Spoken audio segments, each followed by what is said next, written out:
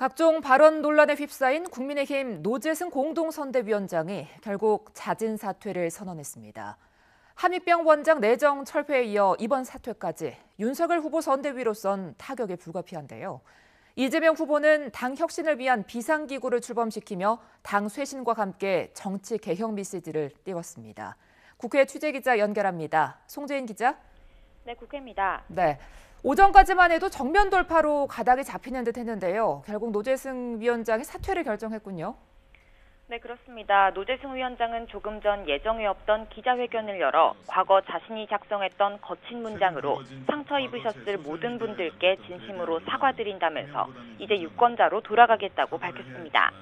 특히 과거 글에 대해 해명하기보다는 인정하고 사과해야 했지만 아직 덜 자란 마음의 그릇이 국민의 기대를 온전히 담아내지 못했다고 덧붙였습니다. 오늘 오전 노 위원장과 이준석 대표, 권성동 사무총장이 비공개 회동을 진행했을 때만 해도 정면 돌파로 가닥을 잡았지만 여론이 나빠지자 결국 자진 사퇴를 택한 것으로 보입니다.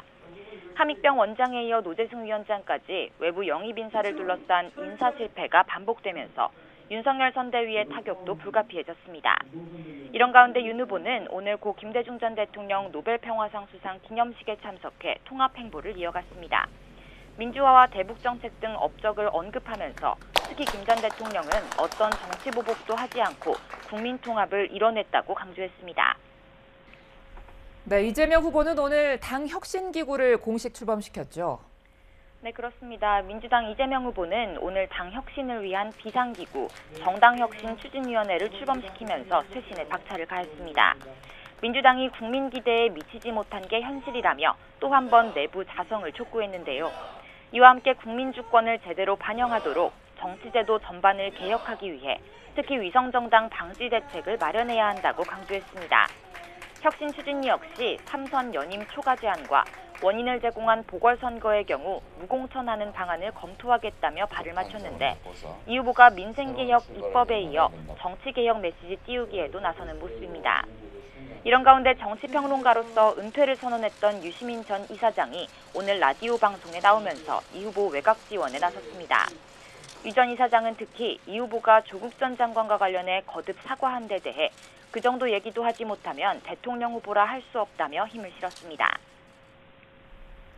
이런 가운데 가파른 코로나19 확산세에 여야가 나란히 대규모 지원 구상을 밝혔는데요. 김종인 위원장이 제시한 손실보상 100조를 두고 여야 신경전이 불거졌죠. 네, 그렇습니다. 먼저 국민의힘 김종인 총괄선대위원장이 집권 시 손실보상 100조 투입을 제안한 데 대해 민주당 송영길 대표가 양당 지도부가 당장 만나 협상에 들어가자고 압박에 나섰죠. 하지만 김 위원장이 집권 뒤 추진할 정책일 뿐 여야 협상 대상이 아니라며 회동을 거부하면서 코로나19 재정지원 대책에 대한 여야 협상의 기미는 좀처럼 보이지 않고 있습니다.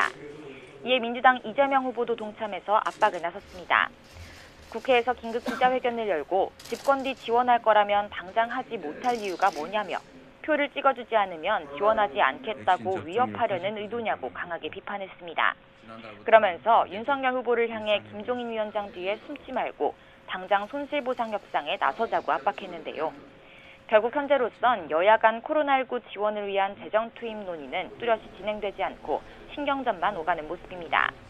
다만 코로나19 확산세가 가파른 만큼 추후 방역 강화와 피해 지원 등을 위한 정치권의 방역 대책 논의는 불가피할 거란 분석도 나옵니다. 지금까지 국회에서 YTN 송재인입니다.